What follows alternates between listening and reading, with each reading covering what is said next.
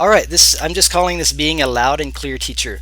Loud and clear. What I mean by that is we can communicate successfully with people from another culture. Um, I believe it's essential, and I believe it's not as complicated as we are afraid it might be. Yes, there's a lot of cultural differences, and we're afraid of breaking some kind of taboo or offending somebody. That's something people are really afraid of. I don't want to offend the parents. Um, so I do want to demystify. That was a good word that you used, Cassie. Demystify parent feedback from them. Also demystify parent feedback that we give, and demystify the teaching process, because it's really not very complicated. And my goal in this is to offer hope, and just sort of maybe a breath of fresh air. If I totally bomb at that, forgive me. But I hope we can do that. Culture shocks in the classroom. So Cassie just shared some culture shock. That's kind of a circumstantial culture shock. There's also culture shock that begins to run deeper, that I'm sure you experienced as well, that gets at the values and expectations of people in another culture. So those are tricky, and sometimes we come head to head with those when we get a parent feedback, or when we're in the classroom and a parent is over their shoulder sighing or laughing or something like that, and we wonder what it means. And whew, it's hard. And I today there was a parent making, you know, reacting noises to something that I was doing in classroom. I was ignoring the slides, and I was showing the student a lot of pictures and video of uh, the mulberry harvest we had at our house. Actually, look, I'm sorry, my hands are filthy. We made 15 pints of mulberry jam yesterday until midnight. And then I got up at 4. Who got up at 4? Yeah. So, um, yeah, there's 3 people who care about that. Let's get back to VIPKid. Yeah, culture shocks. And you wonder what the parents are thinking. If it was an American parent or somebody from your own culture, you're like, deal with it or something. You can kind of take it a little bit with a grain of salt. But when it's somebody else, you're afraid of offending, uh, and they're giving you their money. You want to kind of know what to expect. What is the normal reaction to certain teaching styles?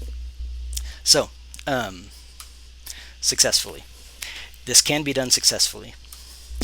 Okay, so who am I? I'm Ed. Hi. So just this is very brief. I lived in China for 8 years. I learned Chinese. Pretty good. Yeah, my Chinese is mama hoo hoo. Pretty good. I did business. We created an English curriculum. I actually have it on my desk. I use these books as kind of my props sometimes if there's relevant material. But me and another guy made this curriculum, and trained teachers, local Chinese teachers in the surrounding counties, how to teach like a foreign teacher. Everybody down there wants a foreign teacher, because we use our hands, we're exuberant, we're a little bit over the top. We're like a cartoon. We hold the kids' attention, we're interesting, and they want that. Also, we have native pronunciation. They want that. That's why they're paying you right now. They want that. But our whole thing was, we can train you, Caitlin or Michael Jackson or whatever our teachers that we were training, Xavier. We can train you guys to teach just like us too. And I know there's some differences. But as far as the methodology and the principles and the effective English teaching and the pronunciation, we can teach you to do this. And so that's what our job was for several years, and it was a blast. So we taught them English teaching methods and how the language learning process works, and then we taught them how to use our curriculum in their classrooms. So that's kind of my background with this. Then when we came back to America, someone told me about VIPKid. I was like, man, that seems right in my wheelhouse, and it was. And online was scary for me. I didn't know if it would work. I didn't really believe in online teaching before this, but I've seen results. The kids are learning English. So I was pleasantly surprised to see that this can work and work really well. And then I wrote some books to help other teachers, just because I have a little bit of background on the other side of the ocean, working with actual parents and actual students in the flesh. So um, I'm not all that cool. Okay, so that tension between parent expectations, the VIPKid curriculum, the slides, and actually helping the student. It's this three-way tension that shows up in almost every teaching related question and even feedback questions. We all feel it, because what we have these slides that we are supposed to finish, right? That we're supposed to get through, and this content that we are supposedly supposed to teach. But we also have the parent saying things like, I hope you can have everyday conversation dialogues with my student or with my child. I hope that you can expand the lesson and talk about daily life in America. And you're like, how in the world? I've got 25 minutes. How am I supposed to do that? So this morning I felt the tension because there's the slides in front of me about recycling or something. And then there's, my purple hands that I felt like I had to explain. They were much dirtier today. And it's like, I felt a little self-conscious. And so I was like, let's just make this our reward today and show you pictures of what we did. The parent loved it, and that tension was pulling. Okay, the slides want attention. There's a lot to read, and there's a lot of daily conversation and culture that she can kind of be exposed to as well. So how did we kind of find that middle ground? Well, there was some content in the lesson. It was really all about identifying verbs in the sentence. This is a verb. Here's the verb. It's in red, on the slides. And so as I kind of continued my story throughout the lesson and wove it in, I was emphasizing the verbs. Like I would say a phrase like, what's the verb? Picked, wrapped up, washed, blended, all those things. So it still used the point. We didn't miss the point of the lesson, which was to learn verbs, get that grammar, get a handle on those things, but we did it in a way that was a bit more interesting than the sentences provided in the slides. So we used the slides. We used every single one, but we used them very creatively and very loosely. The parent was just like right there. I couldn't see her, but I could hear her being like, oh, just she loved being there. And it was really cool. I have a fan in that family, because of this. If I had stuck to the slides because I'm afraid that the parent probably wants me to complete them, it meant Daisy would be bored, the parent would be bored, and I would be bored. Nobody wins. Okay, if everybody's happy, that's money. It's good. Everybody's happy, that's good. And they keep paying you. They keep booking your classes. They fight over bookings on your classes in the frenzy, and they tell other parents. It's just what happens. Not all parents do. We all know that.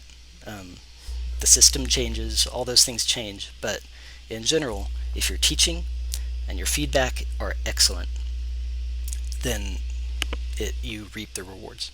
So, culture shocks that I saw in the classroom in China. So this is very specific to ESL. I'm not going to go into the culture shocks of traffic or pants sizes or the glasses not fitting my big nose. This is a very classroom specific thing here. Teacher, 老师老师啊，老师好啊，老师跟老师打个招呼。They are like, greet the teacher, talk to the teacher, go talk to the teacher, and listen to the teacher, obey the teacher. The parents are just like, the teacher is it. And when they come into this little English classroom, and you're up there, usually we were with a Chinese teacher that we were training. I would do a little bit and they would do a little bit, so I could model it for them. Sometimes we just stood in the back and let them do it, but we were usually there, and during that training period. And the teacher is mighty and high and lofty and respected in the eyes of the Chinese. It's not just another profession. It's serious, and there's a lot of honor and respect that comes with it. But then there's a lot of expectation that comes with it as well. Okay, so that's none of you're respected and you're expected to perform. And you do have flaws. I have flaws. I'm not a great teacher, and the parents have their opinions of how education should be. Strong opinions, just like you. If you're a parent, you got strong opinions. I've got strong opinions about how my kids should be educated. And the thing is, in China, they won't necessarily talk to you about their expectations. They're talking to the other parents about what they expected you to do and you didn't do, or what you did well. So it's tricky because you're going to get feedback in a roundabout way through the principal of the school who heard it from this parent who heard it from the other parent. Then it's completely anonymous and there's no face lost. It's just anonymous feedback. And so I don't say that to be scary. It's just kind of the reality. So again, we can do this successfully. We can wow the parents, and we'll make mistakes, and that's fine. But this is another element of culture shock that I'm going to get into the bright spot of these in a second. Okay, this is the bad news slide, the storm cloud. This is bad news number 2, data dump. The Chinese education system. Cassie, nod your head if I'm a little bit on track here. Is a data dump. You get a lot of information and you're expected to learn it and memorize it and master it for the test. Is that about right? So parents have this expectation, whether it be English, math, piano, salsa dance, whatever the thing is the kid is studying in their off time and school. Learn all the things now, perform now, get results now. Okay, in math and test taking skills, you can do that. You can cram those things in and you can master them in 3 months, 6 months. Okay, with a language, it's much more art than science. So a lot of parents are coming from it from that perspective of, I signed you up for these 6 months or these 180 classes with VIPKid. I hope you come out fluent. Okay, they're 90 classes in. The kid isn't fluent yet. They're still mostly listening and not talking, and that can be a tough balance because you start getting feedback. I hope my kid can talk more. I hope you can get my kid to kaiko shuohua, to open their mouth and speak. And it can put a lot of pressure on us because, again, we know that there is this listening. It's so much listening, and then we begin to mimic, just like a toddler. When I was 0 months old, 1 month old, 2 months old, I didn't say stuff, but I was learning mama, dada, ball, go, daddy's home. I was learning all these things. I knew what they meant. You want to eat? I wanted to eat. I learned what that meant and I could respond physically. But it wasn't until I was 8, 9, whatever, 10, 12 months, 15 months old that I could begin to verbally respond. And that listening phase is it's what many people don't understand about the language learning process. Just like we learned our native language, we need to use those principles to learn our second language and third language. But it takes a little humility and patience. So, okay, the hopeful bit. Success is possible. I know equals doesn't mean is. You math people, or my daughter would be saying, that doesn't mean is. Okay, parents do communicate. So, back there, does that work? That doesn't work. Okay. So, there's expectations, and they may not voice them to you very directly, but they do communicate. It may be a little bit indirect. Okay? And it's really not very complicated. Learn what they're really saying. Learn what they expect. We're going to get into that a little bit in a second, too. At the end of this, I want to take questions. Cassie said I can do that. So, and I've got time. So, I don't know how much time y'all have, but I have time. As long as she lets me hang around, I'll do it. Okay, so demystifying parent feedback. Very serious. Have you seen that one? Teacher is very serious. Oh, but I thought my class was fun. I'm pretty outgoing and exuberant, and I used fun props, and we had a great time. We even laughed. Why are they saying I'm serious, right? These are the kind of things that, whoop, a little bit of language problems, translation problems, and then cultural differences as well. So serious. There is a word for serious, yensu. It means you're serious, like we say. That's usually used in a little bit of a negative way, just like we would say it. The teacher is a little bit not fun enough, needs to amp up the energy a little bit, too serious. But 95% of the time when they say you're serious, it's a very high compliment. It's a completely different word that means you are on the ball, you're very capable, you're serious about doing a good job. Think of it like that. You love your work, you're good at your work, you know what you're doing. Okay. So assume it's good. When you get a wonky feedback that you're just like, oh my gosh, I think I offended them, I think they hate me. Do they hate me? No, just assume it's good, because it really almost always is. Again, they're not going to usually directly tell you you're just a terrible teacher. Now, there will be constructive criticism in your feedbacks as well. It might be veiled. It might be like, I hope for more and more of this. Okay? That might mean you don't do that enough, but it also might mean you do it really well and I want more. I just want as much as you can bring. You did that well. I love it. And it's not always easy to know. But here's where it gets easy. It's simple. Whichever way they meant it, you have one action step. It doesn't matter what they meant. Your application of that is to do that thing more. Yeah, that's easy, right? Just don't take it hard. Go ahead and, for your own heart, just assume that it's a compliment, and then just do it more. So, cake. Criticism doesn't negate the good, they said. That's something, actually, I want to camp out on that. No, we're going to get to that again. I'm sorry, all these transitions. Here we go. Okay, criticism, I'm going to say that again. Criticism doesn't negate the good that they said. They're going to have, maybe it's a sandwich that they left you. Really nice bread with a little bit of rotten meat in the middle. That rotten meat doesn't mean the bread went bad. It doesn't. It's still the compliments are real, and you really did that well. And I think our culture, I've noticed this. Like even in just my family, my friends, we tend to we can't take criticism anymore, and we think that if one little part is said as bad, they must hate me. They must think I'm just a loser. And it's just not true. I hope we can kind of get rid of that and be able to take a little bit more criticism, or even perceived criticism. Take a slight and open it up, see if there's anything to it, and digest it and learn from it and grow. That's a good growth mindset that we could all use, I think. I know I've been working on that myself. So that's a little aside there. It has nothing to do with this topic. Fine. Okay. Have you ever gotten feedback that says fine? No punctuation, nothing. Just fine or okay.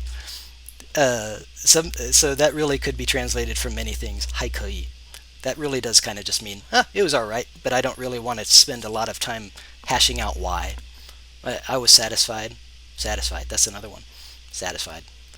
In English, that kind of means meh, but in Chinese, it's like the 5-star on 5-star ratings. That's what it's called. Satisfied. So hey, if it has any kind of positive, slightly positive bent, man, they are over the top exuberant about you. Go ahead and take it. It's a good thing. If it's not negative, it's positive, and take it as positive. Don't take it as meh. That's a tip. That will help your mind and your your attitude toward this. Okay, assume it's good. Again, fine. Why is that bad? Fine is a positive word. All right, so there's a lot of words like this that have just the translator doesn't know how to do it because the Chinese word is more nuanced than the English words. And so it just sort of gives up and says, I'll just put it its closest possible meaning, fine or good or okay. And really, it's more nuanced. But just go to this website, Ed Nace, not Nance. Um, uh, People say, I can't find your website. It's because you spelled it Nance, and that's okay. I'm not offended. I just want you to find the stuff. ednace.com/say what. That's like just kind of my. I don't know if that's what it's called. It might be /feedback. You'll have to check it, but it's linked at the bottom of my homepage. You can find just a bunch of little words like this that are commonly mistranslated. Also, join my Facebook group. We talk about these things all the time. There's a lot of people that know how to translate these things correctly, and I mean dozens of people that know how to do this on that group, and they'll help you. Okay, here's another common one. I hope the teacher can give more extension. I hope the teacher can smile more. I hope the teacher can use more props. I hope teacher can. I wish sometimes it's wish. I wish the teacher will teach enthusiastically. Okay, I wish the teacher would teach enthusiastically. Does that mean you didn't? Not necessarily. It might mean you did and they want more. Sometimes it's just the subtle Chinese communication style you don't necessarily know. But again, the application is do it. Whether it was a criticism or a compliment, just go ahead and do that thing more. Learn how to do it better. Okay. Okay, I have this cupcake on here. You might be wondering why. So imagine, okay, I just met the bakery lady at our Walmart. She came to our garden. Actually, she knocked on our door and said, do you sell produce? She saw our vegetable garden. She asked if we sell produce because she's our neighbor. She had her vest on. And anyway, it turns out she's the bakery lady at our Walmart. And so she, she said, okay, imagine I go to her thing and I buy a cake from the bakery. I take it home and I eat it. And then I come back and I say, I hope I can get more cake. Is that an insult to her or is it a compliment to her? Let's think about that for a minute. Am I insulting her because I didn't get enough cake the first time? Or am I complimenting her because, hey, I'm coming back for more? It's a compliment, right? I want more. So many times the I hope, I wish comments are just compliments. I mean, they really are. They may want more, but they're telling you, this is a good thing. You've got a good thing going here. Do this. And you should do it, okay? At the expense of other things, at the expense of making sure you read the sight words, or read them 2 times with a timer like the slide tells you to. You don't have to do all that. Use the slide, but use it some other way. Use it to extend. Use it to be excited. Use it to, like is how know to, like is how to know. Do it soft, do it loud, do it, like is how to know. Do it weird, okay? So it takes 5 seconds to change it up, but plug in their hopes into the thing. Okay, I took too long on that. And we're going to take questions and we're going to dive into some of those things again, okay? But yeah, language learning, Busu, show of hands who did that. Cassie gave me a great membership to it, and I plan to have. Oh, y'all can raise your hands. Okay, you don't actually have to do that. I was making a Zoom joke, like I can't see you. Okay, look at that. Look at all these raised hands. Y'all are awesome. Okay, you're blocking my slides. Stop. Okay. Yeah, Busu. I signed up and I know Chinese, and so I started learning Arabic and just to kind of try the platform. I like it. It's great. And I just wanted to kind of talk for a second about the best way to learn a language with any program is this. Like I said, the listening foundation that we all have as toddlers in our native language or languages is essential. Don't just go start writing stuff down necessarily, unless you love it, then do it. But listen. Make your mouth stop. Listen. There's a play button. You can play it over and over and over. You can change the speed. Play it slow, play it fast. Play it slow, play it fast. the man's voice, the woman's voice. Just do it over and over again. Listen to it, and then say it. Then begin mimicking. The more you can listen before you attempt to speak it, the better your brain will be able to communicate with your mouth to make your muscles do the right thing. If you hear it once, you didn't hear it all the way. I promise. If you hear it 5 times, you didn't hear it all the way.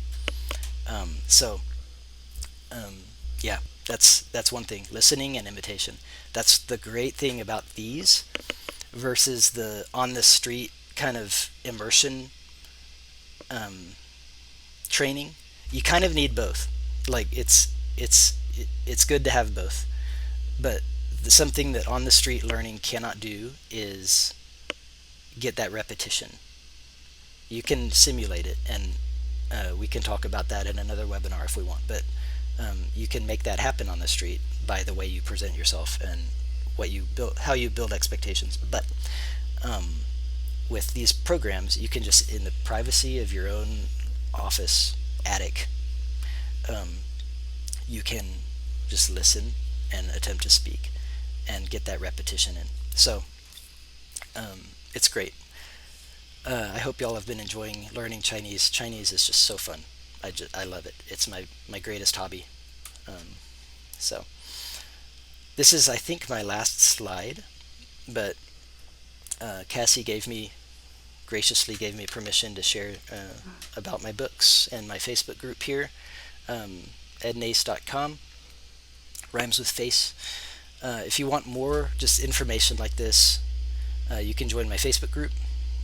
Obviously that's all free and just there, and there's been thousands and thousands and thousands of posts over it's been over 3 years now, and there's just so much information in there.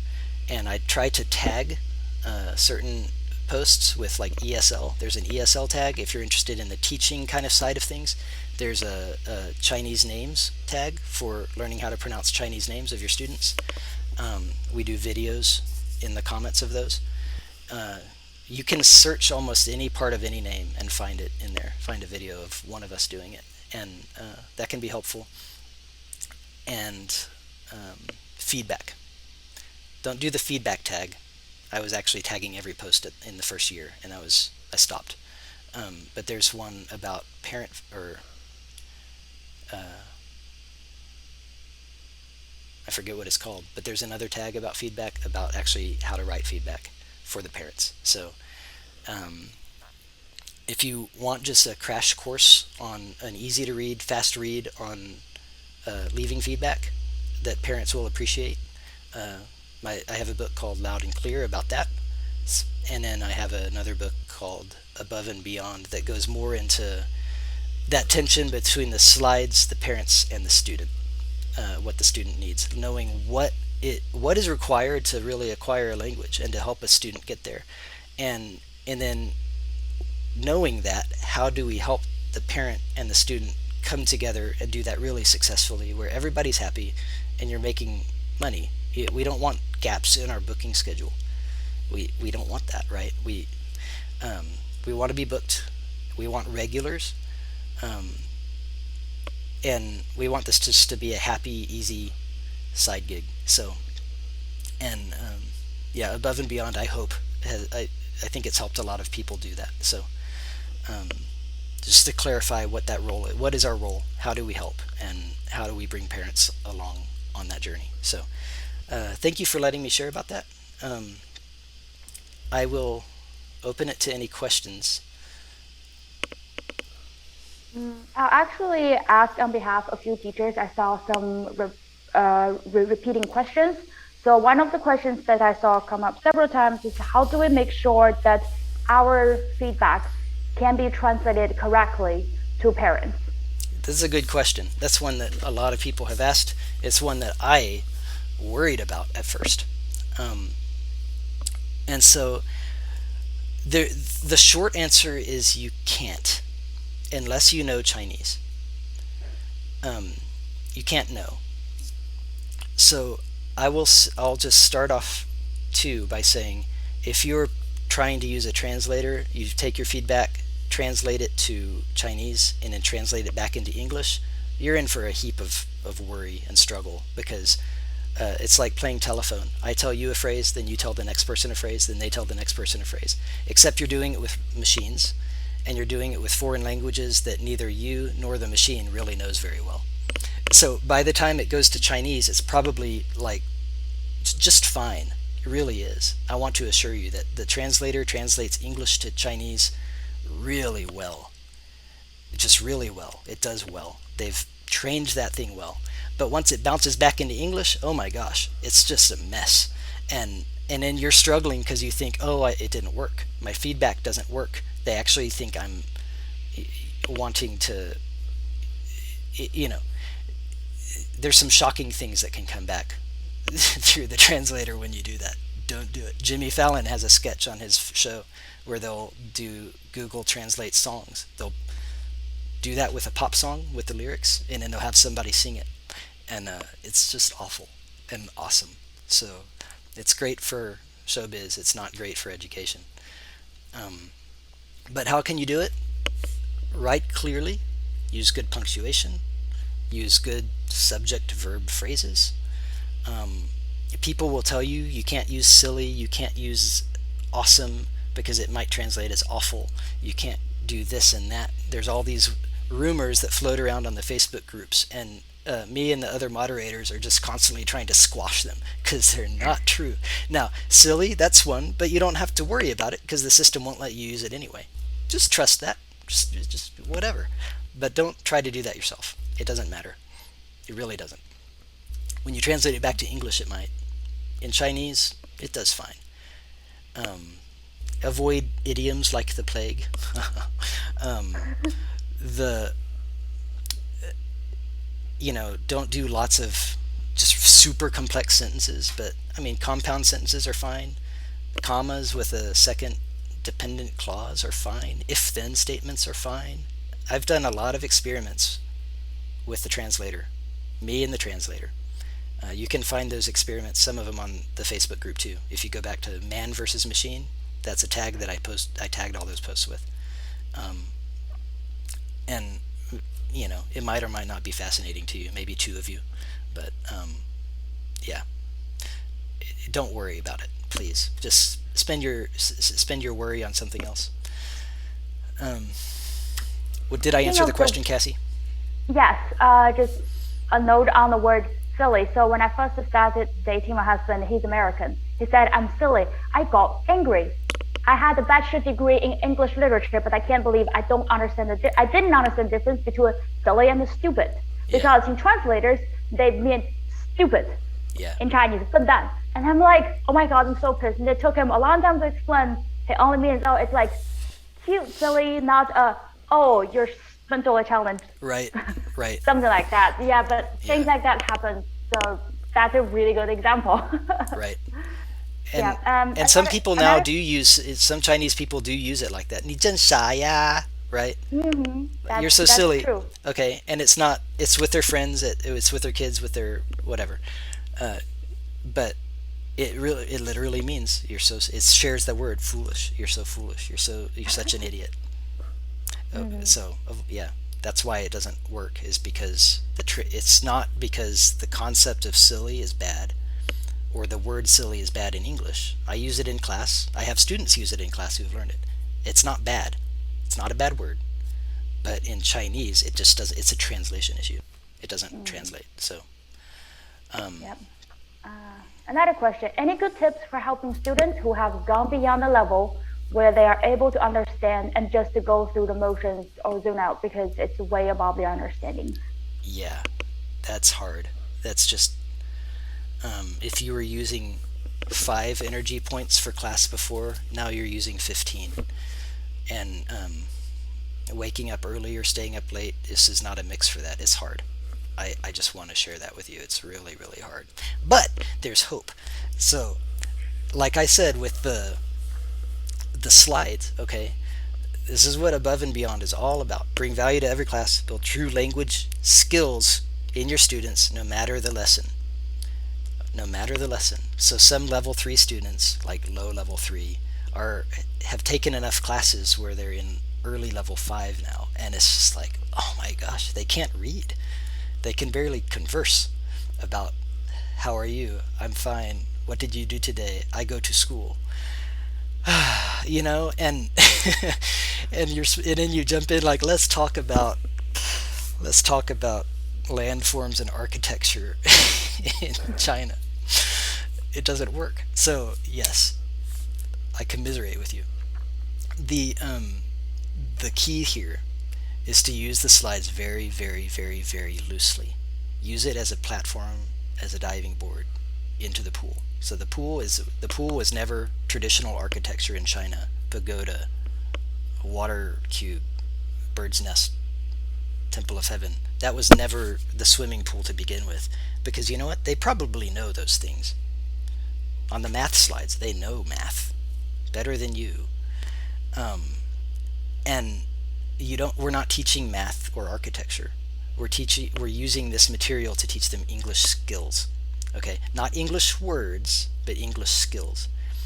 The pre-class homework, whatever they call it now, they're not allowed to call it homework anymore, but the pre-class home activities preview, that's when they learn the vocabulary. If they didn't do that, you might help them if they're interested in class, but usually it's pulling teeth because they can't learn the word architecture in class. You don't have enough time. And there's 18 other words. So what do? You scale that way down and you teach skills. So architecture, what are the skills involved in that word beyond just the meaning, the translation? Architecture, jinju, or whatever it is. We throw that out because they're not learning that, but they can learn to say arche rather than archi or alki, right? Architecture. And you can help them train their mouth muscles. You can help them learn their listening, where you just say the words and have them circle it. Um, Sometimes that's too advanced too. Or you can just go through and find every single a, an, and the on the slides and just have them circle it as you read. Okay, read it. Go ahead and read it. It's good listening for them. But if the skill they need is that they never say a, an, or the when they speak, then focus on that one skill during class. Use the slides to do that. There's plenty of them in there in that reading material, but you're not having them read it. You're not having them learn that material necessarily. You're using the material creatively to teach them the next skill that can get them traction today. So that's the challenge. It's not easy, especially once they get so far away from their level. It gets harder and harder. But if it's just so far and the slides are just off, talk about the colors, switch them really, really fast and say, wow, that's so fast. Say, so fast, Teacher Ed. Slow down, go back, go back. Then you're just learning some little phrases that any kid would learn. But you're using the slides to do that by moving them very fast. Okay, you got props. If it says, a pagoda, this is a tall pagoda or something. They don't know pagoda, but you can talk about the tall cow, or the tall book or the tall whatever. This is a tall duck.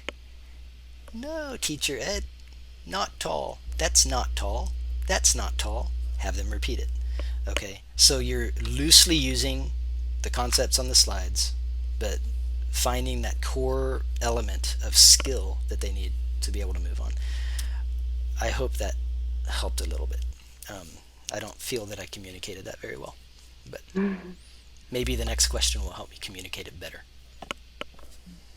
That is really great. Another question I saw was, now that feedback can be seen by any parents, if you reply to a parent's feedback, do you have any thought on that? I've been thinking about that. I don't have anything new to say. I think it's good that that's possible, I guess. I never saw the point of replying to parent feedback when nobody else could see it, because usually, well, I won't say usually, often it's used as kind of a defense. Like on Amazon, you get a bad review, you can kind of follow up it publicly, where I'm ordering this product, I see the seller is either apologetic or made it right or cares enough to respond, is present. That's good. That's just good marketing. So yeah, do it um, if you want. I don't. Um, when I and probably a lot of you started VIPKid, it wasn't an option to respond to parent feedback at all, and so I just never got in the habit unless they asked a specific question. Then that's great. I do. Um, but it's happened like 3 times or 4 times that I've responded to feedback, and I have a lot of feedback. So the yeah, I just don't respond. I respond in my next feedback by continuing to talk at them about their kid. Everybody likes to hear about their kid and how their skills are doing, not what the lesson was. So I don't talk to them about traditional architecture in China and the list of vocab words. I talk to them about how their kid progressed today and what that shows about their character, or what that shows about their attitude, or what they can do to improve their attitude in the future. Those kind of things. Parents love hearing that. So to me, I just let that be my reply, even though it's not very direct. That's fine. Um, but yeah, I think it's a really good option that a lot of teachers are using, and I think you can and you should do as I say, not as I do. um, the if you're kind of asking, I think the implied question there is, how can I do that well? How can I do that in a way that's culturally good? Just be yourself. Just be sincere. Be human. Um, be a parent because they're a parent. Well, you might not be a parent, but you know what I mean. Like, remember that they're just another person on the other end of that line, and you're a person on the other end of the line, and you're both just trying to live your life. This is a small part of your daily life, and it's a small part of theirs, and they're struggling to get through the day's things, and so are you. And just remember that, and you have a lot in common, and don't be afraid to just thank them or respond or this is what I was hoping to do. Um, just respond. It's fine. You're not going to mess that up. If you're sincere and if you're kind and if you're just not adult, just don't be adult and you're going to be fine. So, um, yeah, it's not rocket science. Mm. Yeah, I think that's most of the questions. Do you mind to drop the names of your book in the chat box so people can just copy and paste afterward? Sure. That would make it easier for them. And just if you're interested, teachers, I actually hunted down teacher ads through his group. I used to be a translator for many years. I came across this group one day on Facebook as suggested. I went into there like, wow, there's some really legit translations. There's a group of dedicated admins to help to solve any questions you have with like a culture or language. So it's a great place. It's very harmonious. Yeah, it is. It's Yeah. a good group of teachers. So I think that's all the questions. I hope I didn't miss anything. Thank you so much, everyone, for participating. Thank you so much, Teacher Ad. It's awesome to have you. It's great working together. Yeah, me too. It was an honor. Thank you. Okay, let's see. Okay. Have a great day, everyone. Have a great evening. Bye, y'all. Bye.